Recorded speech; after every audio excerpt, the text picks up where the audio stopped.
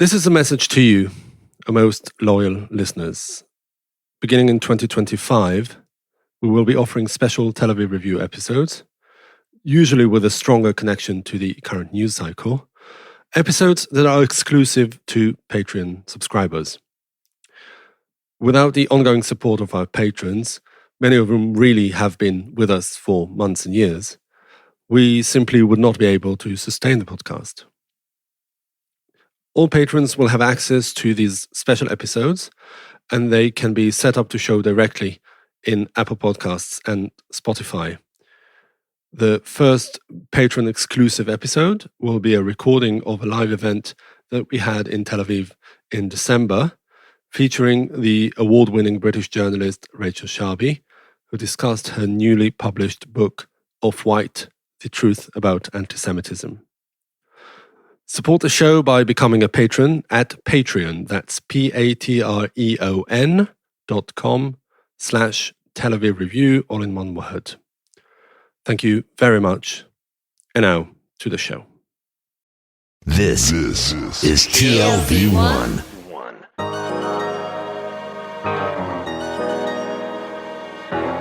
The Tel Aviv Review.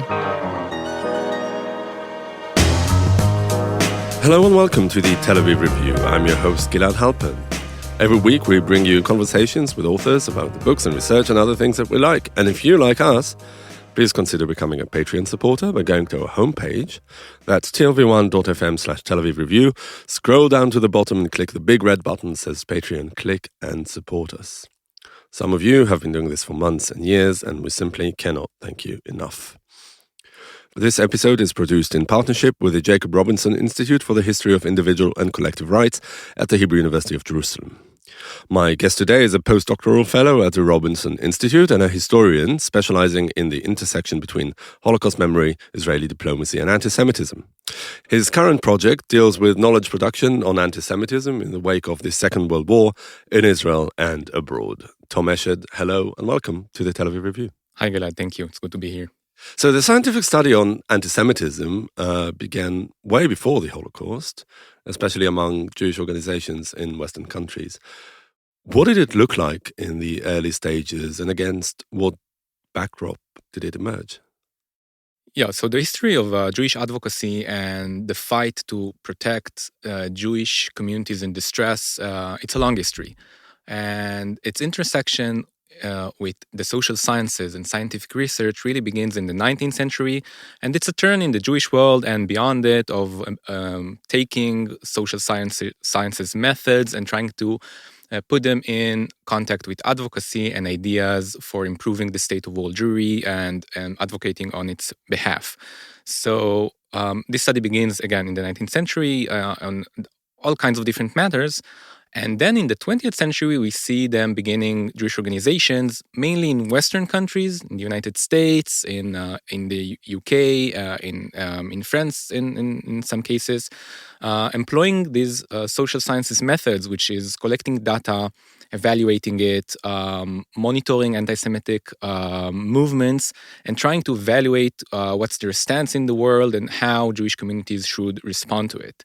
It's really entangled with with work done by the Jewish community in the United States, which really leads the efforts to advocate on behalf of Jewish communities in distress, in Eastern Europe, for example. And they're really trying, and I think that's a really interesting point, because anti-Semitism is, you can maybe look at it as a political phenomenon, as a political problem which you can protest against, but they don't think that's enough. They want to deal with it in a scientific manner.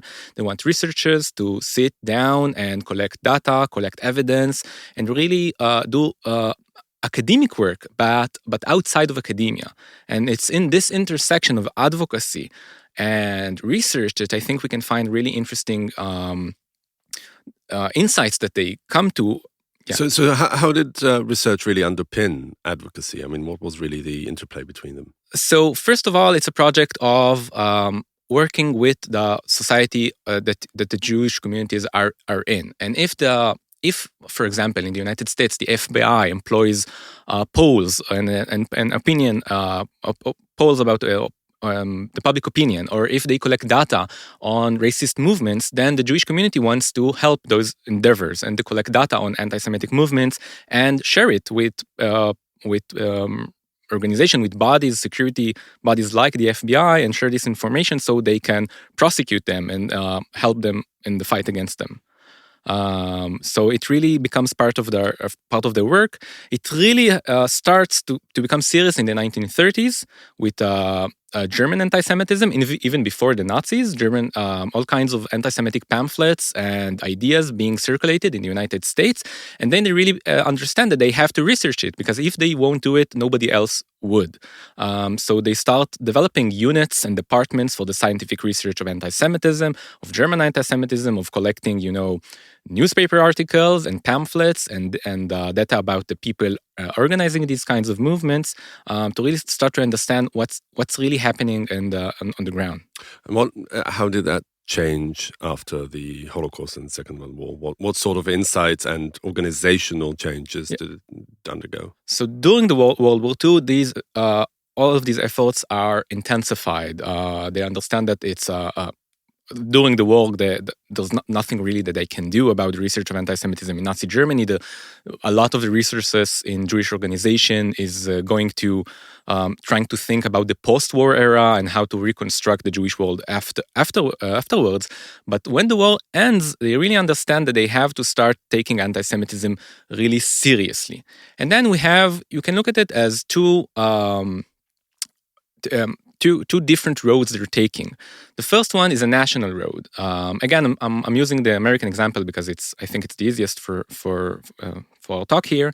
Is using scientific research on anti-Semitism to become part of this national endeavor in the United States to fight discrimination and racism, because the American Jewish community and its elite thinks of itself as being part of the liberal society and having liberal values, and they want to research anti-Semitism as another form of discrimination.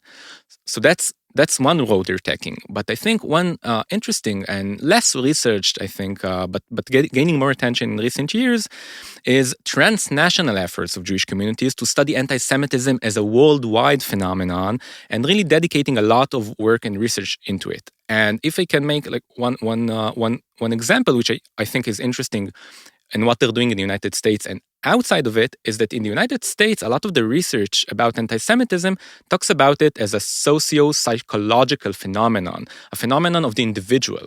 If we get to the individual, if we'll teach him about Jews and that anti-Semitism is wrong, they will stop being anti-Semites. And that's part of the American Jewish community effort to become a part of mainstream American society, and not looking at anti-Semitism as this political phenomenon, but as a sociological phenomenon. And that's one effort. But this effort is intertwined with transnational efforts to combat anti-Semitism on the world stage. And then they feel easier and they feel more comfortable in pointing to anti-Semitism as a political phenomenon and to anti-Semitic movements and organizations that you should follow, that we should fight against, and that international bodies should warn against. So the one outlier here, obviously, is the State of Israel, then the newly emerged State of Israel. And, if we take everything that you said now, anti-Semitism was perceived by these people as a purely diasporic phenomenon or problem. And actually, if you think about it, Israel in the very early stages was seen as the ultimate answer to anti-Semitism. And many people thought that, for us here in Israel, anti-Semitism is no longer a problem. How did all that, the discourse and the study of anti-Semitism, make its way to Israel, and under what circumstances? Yeah, so we'd really have to go into the history of Zionism and anti-Semitism, and we probably won't do it all, but because the ideas about what anti-Semitism is and what Zionism is and what Zionism will do to anti-Semitism, there are as many people that support the Zionist idea and as many ideas about what will happen to anti-Semitism. There was this idea in the beginning of the Zionist movement that anti-Semitism will disappear because Jews will become just another nation among nations, and then anti-Semitism will no longer be a problem. Other, of course, thought of a national home for Jews in Palestine as a place just as the Jews could be safe. So anti-Semitism will not disappear, but Jews that feel persecuted could just immigrate. But then comes a really pragmatic question. You now have a state and you have diplomacy, diplomats and a diplomatic corps and people working towards the safety of Jews. And they have to think what they're doing when a Jew comes to the Israeli consulate and say, well, there's an anti-Semitic pamphlet being circulated here. There's an anti-Semitic movement. Please do something about it. And then they have to really start thinking, do I have a role in combating anti-Semitism? Is it something that Israel should do? And we know that Israeli leaders thought about anti-Semitism, but really thought that Israel is the answer. If you really want to not be persecuted as a Jew, you should just immigrate. But the reality isn't as, it's more complicated. Again, because they have to acknowledge the facts on the ground and the fact that there are anti-Semitic movements and that anti-Semitism persisted even though there's a Jewish state now. So I look a lot into the files of Israeli diplomats corresponding about anti-Semitism, and what you see is it's kind of a reluctance to deal with anti-Semitism. They're really thinking, well, if you have a problem, just immigrate. You can do it. And they're also thinking about really important and interesting details, which I think are kind of surprising when you think about Israel now, is they're thinking about their legal standing. Can an Israeli diplomat say something to a foreign government about anti-Semitism? It's intervening in the affairs of other states. But what about the relations with those Jewish organizations that you were talking about? Why? I mean, the obvious way to deal with it would be just to defer them to them. Exactly. So that's really the core of the issue. It's the fact that Jewish communities, most of them don't want Israel to be involved. It's seen as an internal affair for the Jewish community to deal with. They can decide if they want to pursue legal solutions or legislation, or just to put more guards outside of the synagogue if that's what they want to do, or maybe just do nothing at all, just live their lives and say, well, that's it will pass. And the Israelis really don't know what to do with it, because they feel that they need to protect Jewish communities. And every time there's something anti-Semitic, they feel like they have to do something. But a lot of the time, the Jewish communities just tell them, don't do anything. We don't want your support. We don't need you to do anything for us. But they ended up doing something. And that's where Yad Vashem got involved. And there was also, I wouldn't necessarily call it a state policy, but there was a concerted effort to deal with that question in a more systematic manner. Yeah. So here I'm really looking into a case study which I think tells us a lot about what happens to anti-Semitism as a concept when Israel is established, and how the Israelis try to engage with it. So it's really it's a little bit of background is that in Christmas 1959, two men drew swastikas on a synagogue in Cologne in West Germany, and then began for a few months until about February 1960 something we call the swastika epidemic.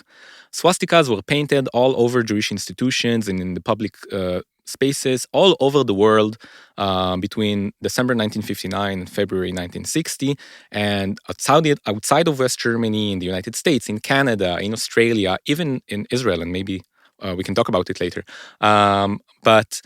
And this really causes an uproar in the Jewish world, in the non-Jewish world, because it's the rise of anti-Semitism, of Nazi anti-Semitism again after the Holocaust. And so a lot of people are rightfully troubled.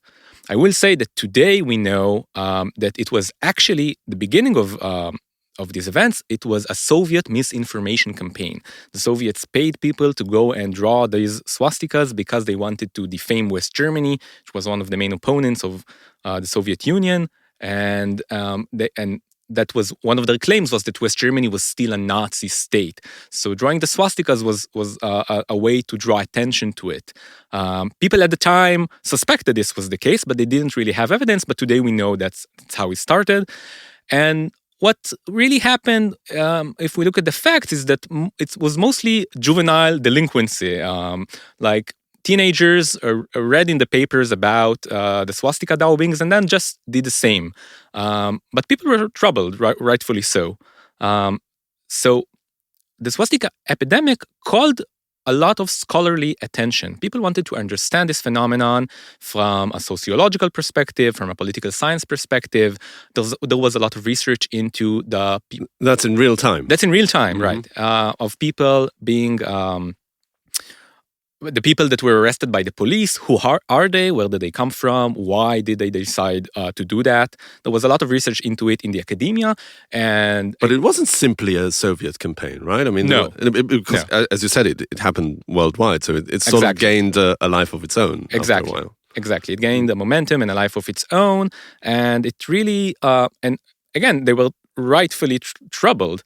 And then what happens in Israel is interesting. So because the Israelis were reluctant to deal with anti-Semitism officially, and again, it's important to say that Israeli representative, when Jewish communities were in distress since 1948, they did everything they can to help them. A lot of the time, they had clandestine efforts, and they worked in cooperation with Jewish organizations, diaspora Jewish organizations. But they didn't really study anti-Semitism as a phenomenon as Jewish organization in diaspora did. But then this changes with the swastika epidemic. They open a department for the study of contemporary neo-Nazism in Yad Vashem. Now, Yad Vashem is the Israeli National Holocaust Remembrance Center. It's supposed to deal with the commemoration and the historical research of the Holocaust. But they decide, no, that's not going to be all of our missions or historical missions. We're going to study contemporary anti-Semitism as they're doing in they being Jewish the communities. Government. So it's not exactly the government, because Yad Vashem officials decided on their own.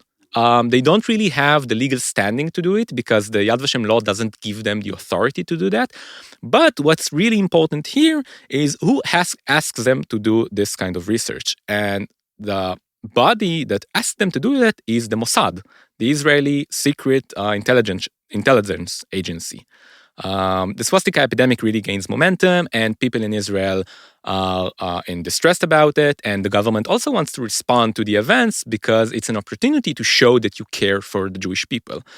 So one thing they do is that the Israeli Ministry of Foreign Affairs sends a letter of protest to capitals all over the world, saying that the government of Israel is really concerned with what's happening now. But another thing happens, and is that Prime Minister David Ben-Gurion goes to the Knesset, the Israeli parliament, and tells that he guided an Israeli security agency to look into the events and find if there is a guiding hand behind it. Someone that is really pulling the strings and coordinating all the efforts, because it seemed too good to be true. It's like how all of these events happen simultaneously. So he says the Mossad. But the Mossad isn't the Mossad of 1960 isn't the Mossad of today that can explode everything in the world whenever they want to. It's very small organizations that can't really deal with whatever it wants.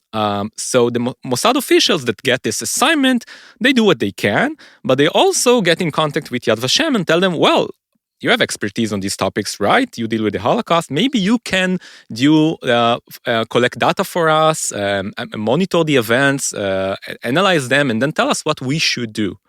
And they do. And yes. So what does the initial research at Yad Vashem look like? And who are the people behind it? So that's a really interesting question, because the people in Yad Vashem, if you look into the history of Yad Vashem, besides of the first chairman of Yad Vashem, which was Ben Zion Dinur, the Israeli historian and Minister of Education and Culture, a lot of the Yad Vashem chairmen afterwards were actually Israeli diplomats. They had experience in Zionist diplomacy before the establishment of Israel, and then they were diplomats. And I'm talking about, for example, Aryeh Kobovi, which was the second chairman of Yad Vashem, which was, again, an Israeli ambassador abroad before he was the chairman of Yad Vashem. And he decides that Yad Vashem should deal with this phenomenon.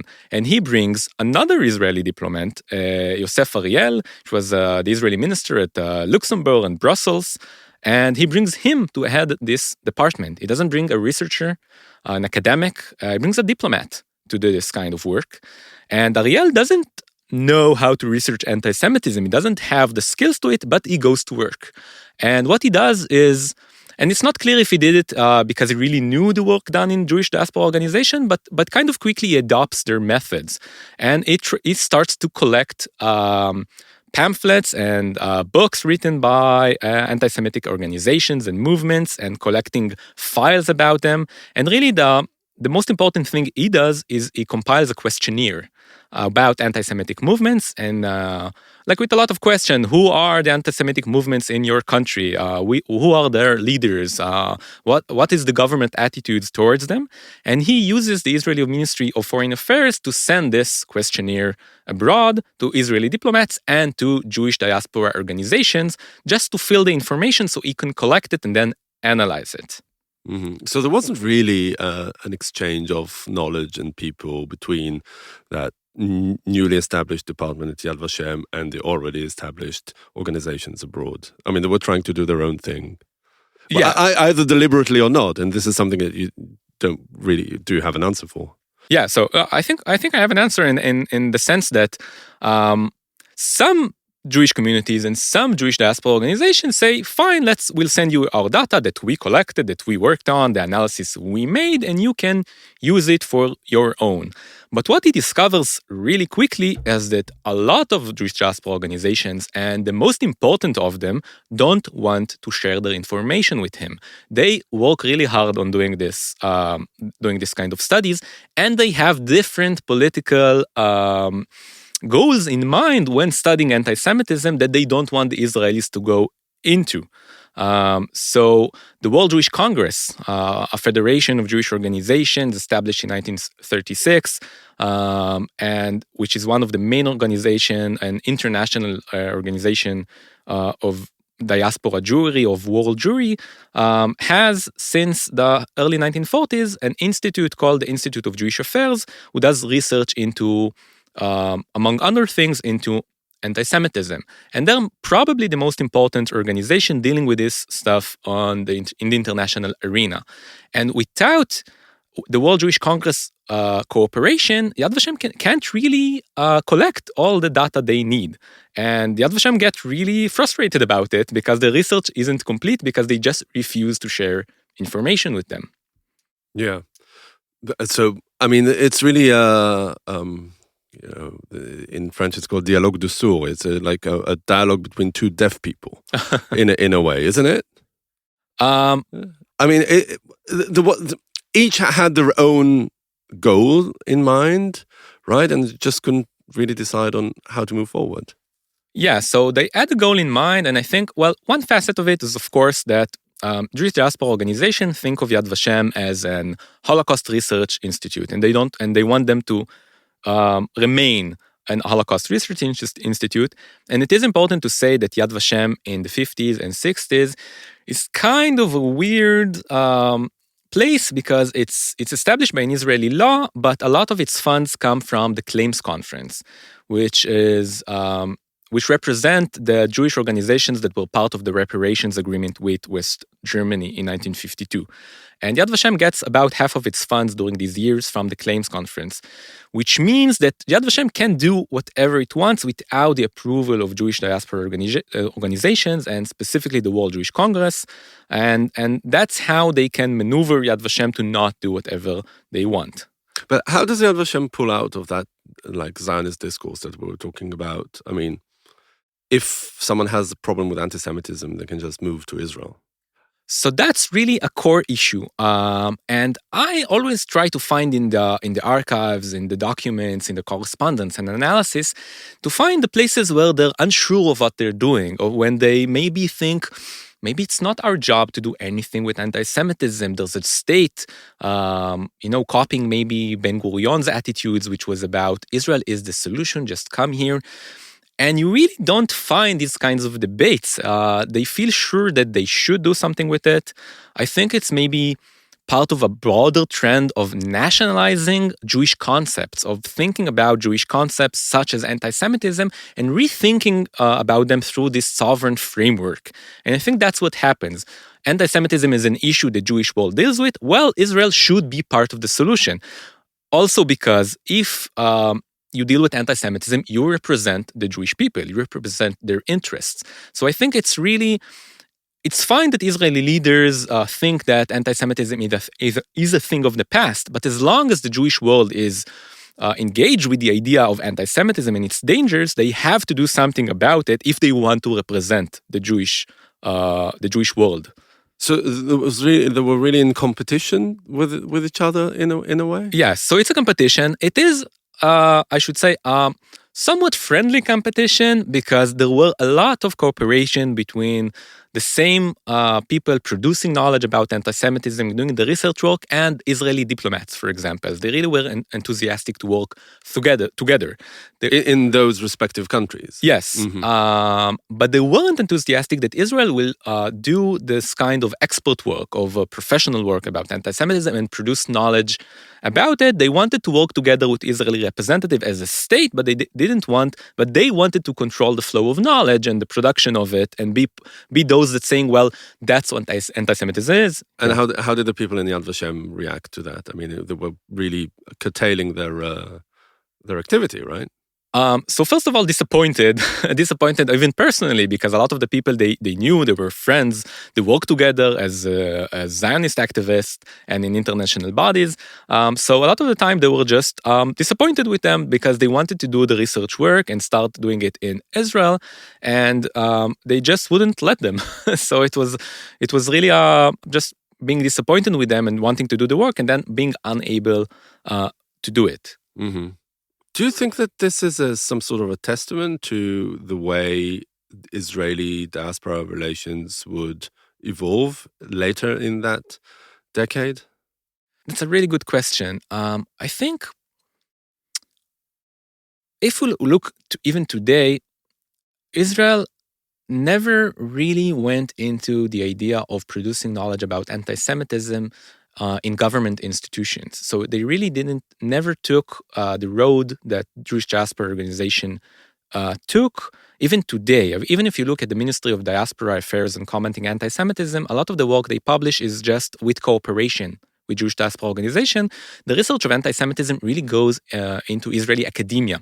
After Jewish diaspora communities curtail the efforts in Yad Vashem to research anti-Semitism as this semi-governmental body, it really goes into academia. We have a lot of great historians and researchers working on anti-Semitism in Israeli academia, and that's where the legitimacy of working on anti-Semitism comes from. It doesn't come from government organization dealing with it. So whatever happened to that department at Yad Vashem? Exactly. So I think that's really a place. I will say another thing is that I think that what happened is that in a way, the ideologies in Israel about anti-Semitism and the ideologies in Jewish diaspora communities, I think, and I say it carefully, but I think it's the case, became more aligned as the years went by. When Jewish communities began to see attacks on Israel and attacks on Zionism as attacks on them and their identity, they began to research anti-Zionism in a more serious manner.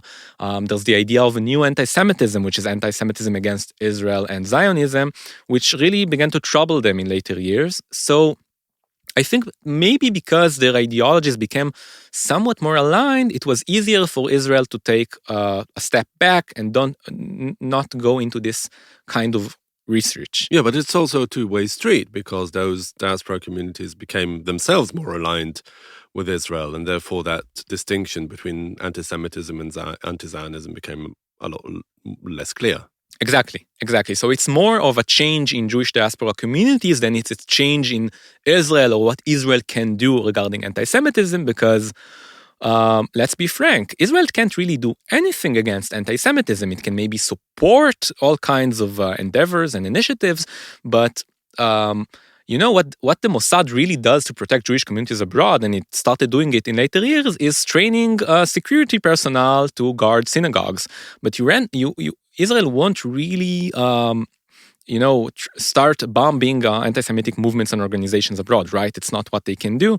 So it's more of a friendly support. It's working behind the scenes, but it's not really these kinds of engagement that Jewish communities that live in France, in the UK, in the United States can do. So the question remains whether that initial Zionist idea of anti-Semitism not being an Israeli problem still persists the way you see it. So it becomes a problem, right? And I think if we go back to this department, first, the different paths of how you're dealing with anti-Semitism, I think, become really clear when you look at what the Institute of Jewish Affairs at the World Jewish Congress wanted to do with the research they did on anti-Semitism and what Yad Vashem did. So the Institute of Jewish Affairs went with the research to the United Nations. They thought of combating anti-Semitism as something to be done in international forums through what we call Jewish internationalism, of protecting Jewish rights by going to international forums and international agreements and using places like the United Nations. And the Yad Vashem, their same research about the events, about the swastika epidemic, was really sent maybe to people in the Ministry of Foreign Affairs, maybe the Mossad. It never really left the Israeli boundaries. And I think, and maybe that's the most important thing about the Israeli engagement with anti-Semitism, is that Israelis or Israeli institutions really are drawn into looking on anti-Semitism from the framework of Israeli political interest and Israeli challenges. So when Jewish diaspora organizations moved to close this department, and really it was closed, it operated for a really short time, less than a year, from the beginning of 1960 to the middle end of 1960, and then it was closed because the Jewish diaspora organization refused to finance it. But the last effort from Yad Vashem to convince them that they should do it was saying, well, we should check if there is an Arab guiding hand behind the events. That's what we can really do. That's our expertise. And they're doing it, of course, because they're looking on anti-Semitism. Even in the early 1960s, before the 1967 war, before Arab anti-Semitism began to become the answer for why there's a conflict between Israel and the Arabs, they're saying we should look at really what's going in Arab countries. And that's what they want to do. And again, Jewish diaspora organization tell them, no, you shouldn't do this kind of work. Yeah. All right. Tom Eshed, postdoctoral fellow at the Jacob Robinson Institute. Thank you very much for joining us today. Thank you. And also many thanks to Itai Shelem, the manager of TLV1 Studios, and to the Robinson Institute for their generous support. Now, we've got a request because many or most of you listen to us on the Apple Podcasts app and would like to ask you to please consider writing a review. Good, bad, ugly, up to you. You too can support us by going to our website and subscribing onto a Patreon campaign. Check out our archive. It has more than 1,000 interviews by now. Like us on Facebook, follow us on Twitter, and now also in Blue Sky. And most important, join us again next week for another edition of the Tel Aviv Review. And until then, from us here in Tel Aviv, goodbye.